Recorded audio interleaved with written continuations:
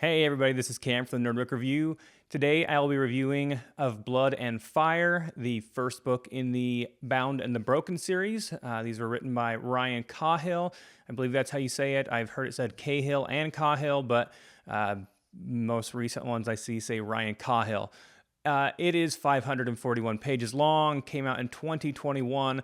There's already several books out in this series. It was self-published, and honestly, it's kind of taken the indie world by storm, in large part thanks to both Patrick Leo and Mike from Mike's Book Reviews. Matt from Matt's Book Reviews, who is actually like my go-to person that I usually watch his videos whenever they come out, also enjoys the series. So it was one that I felt had a lot of hype. It's got over 9,000 reviews on for this first book on Goodreads. So, it's not like your typical indie fantasy that's got a couple hundred reviews on Goodreads maybe. It's definitely a pretty big phenomenon. Real quick, since the last time I really broke down how I do my reviews, I think I had like 86 subscribers, and while I'm not exactly a giant YouTube channel at this yet, I do want to talk about things real quick. So I always do like a full spoiler-free review that includes things like the book blurb, world building, the magic system, main characters, all that stuff. And then after that, I split it down and do my personal thoughts, the bad, the good, and my final thoughts. There have been more than a few comments to me in the past not too long, especially as I've gotten new people come on, that they would like me to make sure that I don't forget to include, when I get to my thoughts, especially for people that are watching this to see what I think, in conjunction with their own thoughts if they've already read the books. So what I'm going to try and start doing from here on out is making sure that I have an actual little slide that'll come in pretty quick at the beginning of every video, right after I say what I'm going to review, that will kind of just have, hey, this is when my thoughts start. So I will make sure, though, that, say a video is 19 minutes long, and if 10 of it is, me talking about, like, the story and all of the details, and then only 9 of it's that, I'll make sure from here on out, I always have that page. Okay, sorry for rambling on right there, but let's go ahead and talk about this book. I will get we'll read the book blurb, which is actually really short, but this is a dark epic fantasy series. It's going to have all kinds of non-human creatures and things like that in it. So if that's what you're looking for, then maybe it's for you. Born in fire, tempered in blood. Etheria is a land divided by war and mistrust. The high lords of the south squabble and fight, only kept in check by the Dragon Guard, traitors of a time long past, who serve the empire of the north. In the remote villages of southern Etheria, still reeling from the tragic loss of his brother, Kalen Breyer prepares for the proving, a test of courage and skill that not all survive.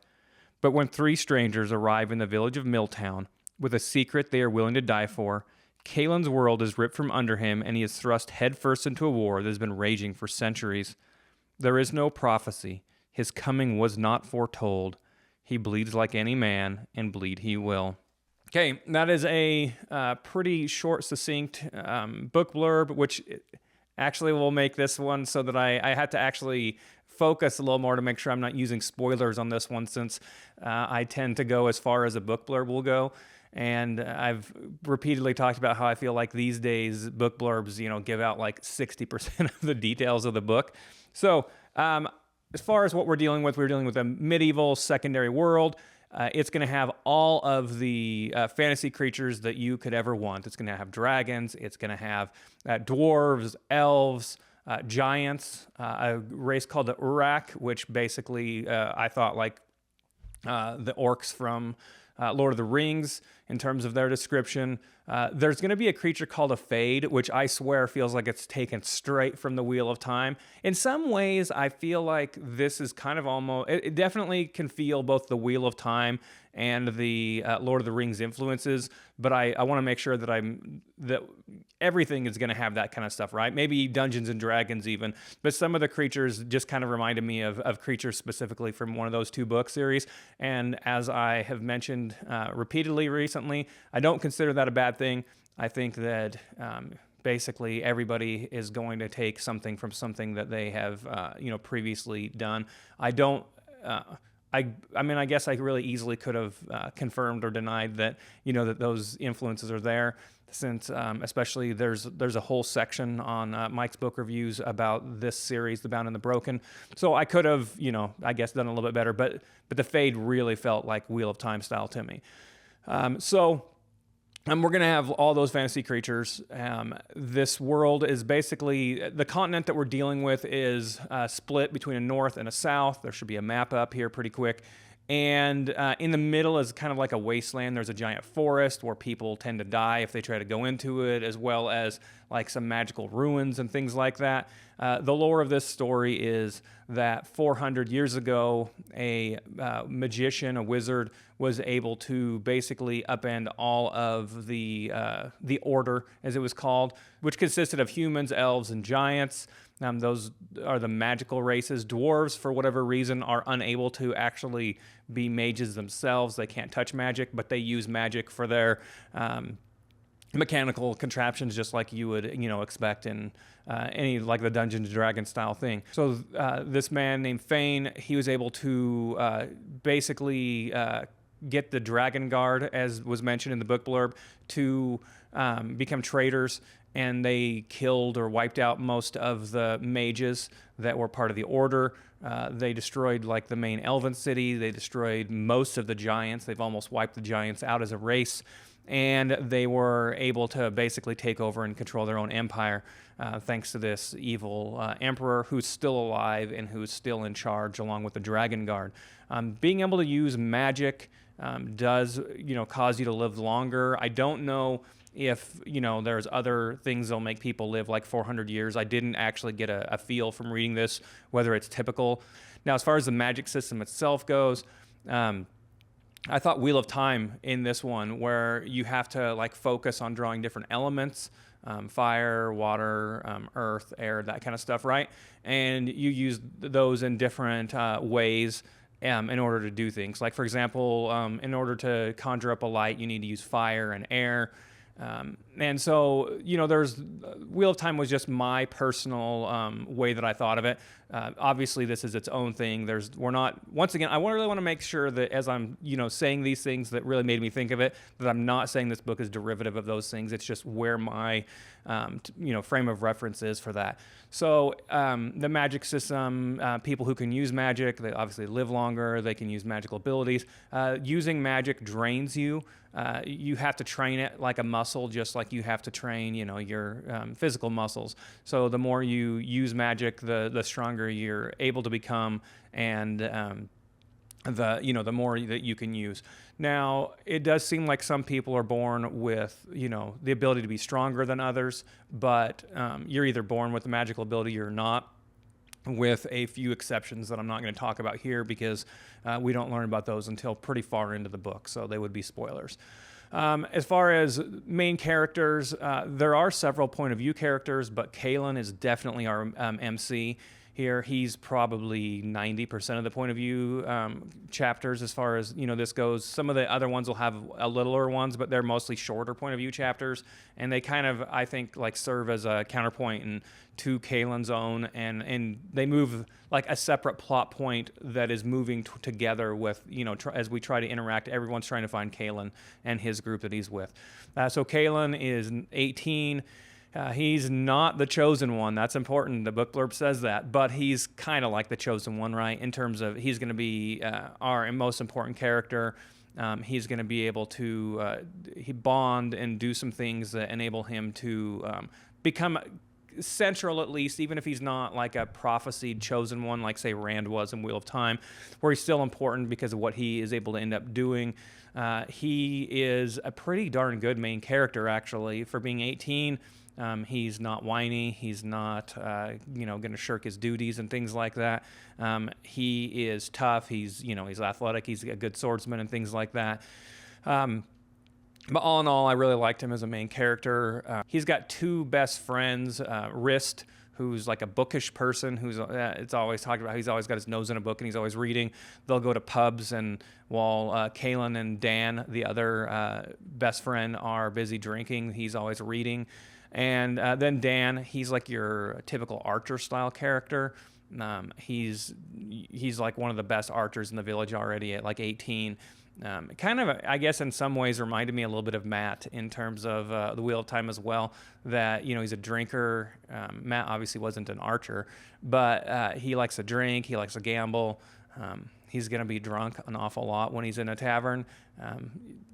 You know, all in all, I actually like Dan quite a bit, though. I think that while Dan can be obnoxious at times, I felt like when it really mattered, Dan was actually at times more level-headed than Cahill could be. So Rist, though, he's definitely of those three going to be the least talked about one. There are a bunch of other characters that are very important to the story, but I don't think I'm going to talk about any of them because I think that they would start to get into spoiler territory and require me to talk more about things. But one thing I will note is that there are very important characters that are human, that are elven, that are giants, and we're going to deal with dwarves as well. So if you're, you know, wanting to see those fantasy races, you definitely get to see some real page time with all of those during this book. The last thing then, before we get into my thoughts, is the plot. The basic storyline goes that Cahill and his friends end up running into some other people who are running from that empire. The empire is mostly situated in the north. These people in the villages where Cahill is from are in the south. They don't have to deal with the empire too much, but the people that Cahill runs into are running from the empire because they have something that the empire badly wants. Cahill and his friends end up killing some soldiers while they're helping out these guys, and then everyone's going to have to be on the run because of that.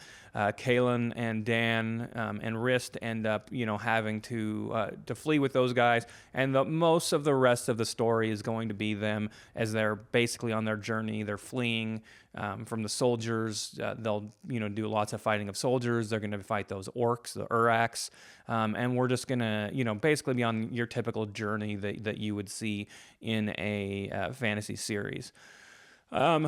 Let's go ahead and talk about the bad, the good, and my final thought. So the bad. Having done a bunch of talking, especially in the Mike's Book Reviews Discord channel, to get some, you know, ideas and some details about things as I was reading, as I finished up. Apparently, Cahill did not use an editor for this book, and I really feel like every bad thing in this book is because of that. As an author, you have a hard time, you know, wanting to take out things that are part of your baby, right? This book is yours. It's important. You know, you've spent years at times, for some people, writing these books, and it's hard to take things out. And I really feel like if he'd used an editor, that almost every issue that I had with the book would have gone away. Now, I'm not talking formatting or spelling or anything like that. What I'm actually discussing here is that, for example, the word mead. Let's go with that here. I've talked previously about how I see a book as a movie in my mind, right? And as long as there's not something unusual or something, you know, that happens that draws me out of that movie in my mind, you know, I'm going to just fly through a book. And most of the time, you know, this book's got a lot of action and it's entertaining and fun, that I'll talk about here shortly in the good. But there's also some things that just really would get on my nerves a little bit and that would really draw me out of that movie in my mind. The word mead is the first one of those. The word mead is used at one point 24 times in a 5-page span. That was like the third of these times that they're in a tavern as well. So the first time it could have been similar, and I just, you know, wasn't counting yet because the word hadn't been used so many times that it was like almost like I was like, how many times is this going to be used? Like, I mean, it would literally, I stopped reading to count it because I'm like, this is absurd almost, right? I mean, in the first 150 pages, I bet it's used 75 times. That's the kind of thing I think an editor would be like, why is this being used so much, right? Then Cahill gets into a lot of fights. So this book has a lot of action, as mentioned. But in almost every fight, Cahill ends up being knocked down, and as the blade is descending, I think that exact phrase is used multiple times, he is saved by either Dan shooting an arrow into the eye of the person about to kill him, or someone else's sword blade, like intercepting the blade that's coming down.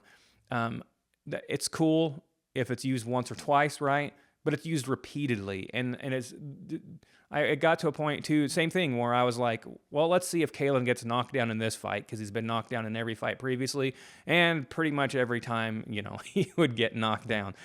For a guy who's supposed to be like, getting to be a pretty decent swordsman through all of his training, he's been trained by his dad, who is a good swordsman, since he was a kid. He gets knocked down and spends a fair amount of every fight describing the fight, or we're seeing the fight from his eyes while he's on the ground as other people are fighting.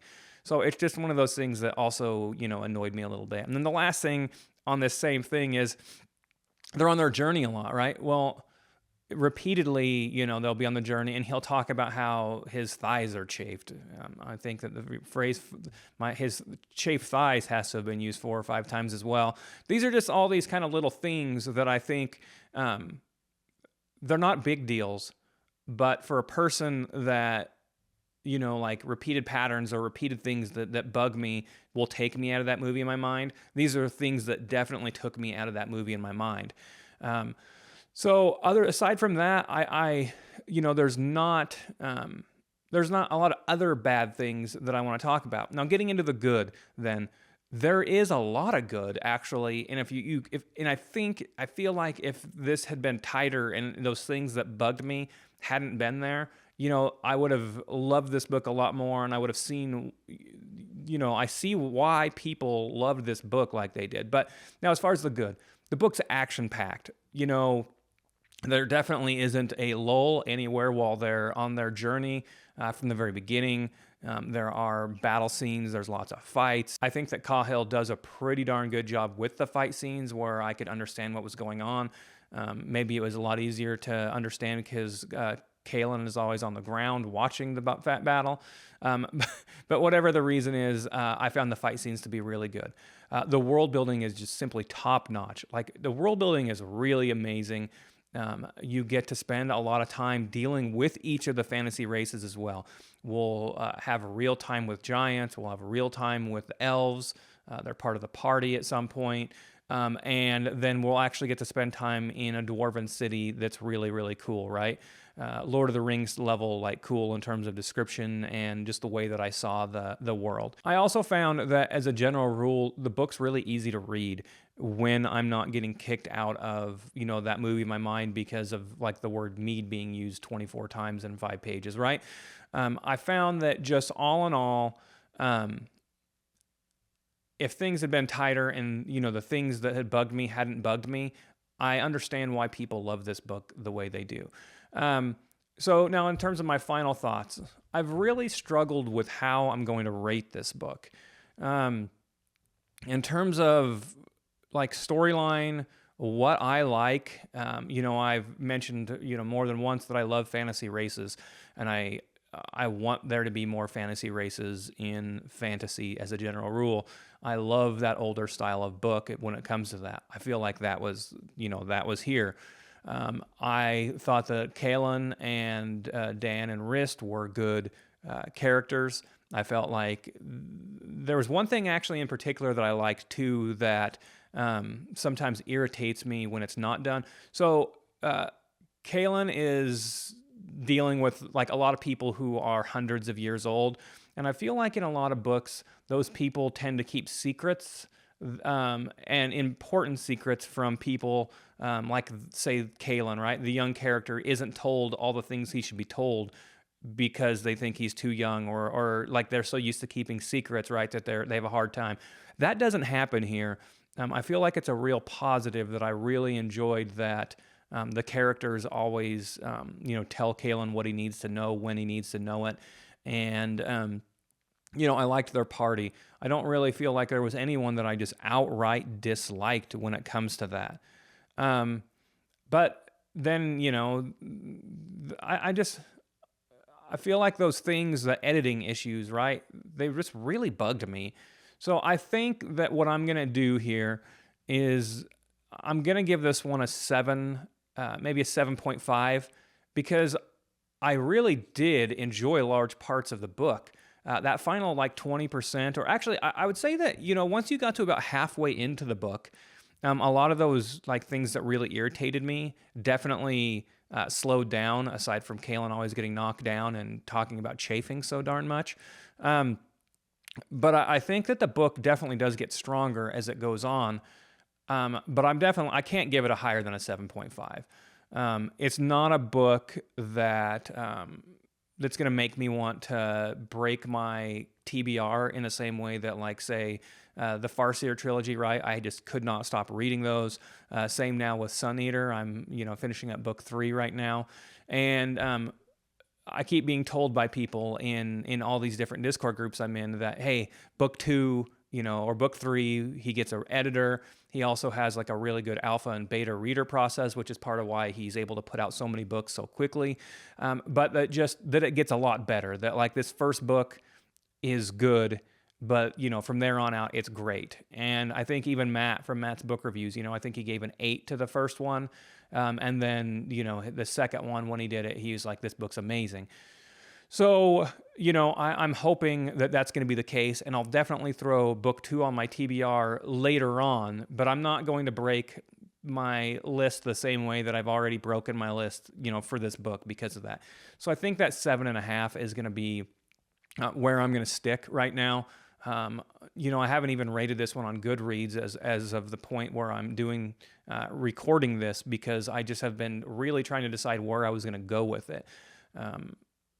All in all, this is a book that I think if I hadn't had the things that bug me personally, like that really bug me, then I would have really loved this book a lot more than I did. And that's all because of that whole breaking immersion thing. But obviously, this is a series that a lot of people like, and it's a series that I'm definitely going to read book 2 on, but it's probably going to be like, this fall or maybe, next year before I read book 2. Because, book 1 just had enough things that it's not forcing me to have to read book 2 because of this one. I think that probably there's going to be a fair number of you guys that don't have that same irritation that I do of certain things, or that, like, I've admitted, in past episodes, I used to have to admit this a whole lot more when I did podcast episodes, because I always had someone with me, whether it was Chris or my wife, or one of my other buddies, that, I have like idiosyncratic things that bug me in a way that they don't bug other people sometimes. And so at times, like the word mead, at times I was like, how many times I just had trouble enjoying especially the first 2 tavern scenes at all, because the word got used so much. It's probably something that doesn't bug other people as much. And if I was doing this episode, I feel like with Chris or my wife, that they would call me out on it, right?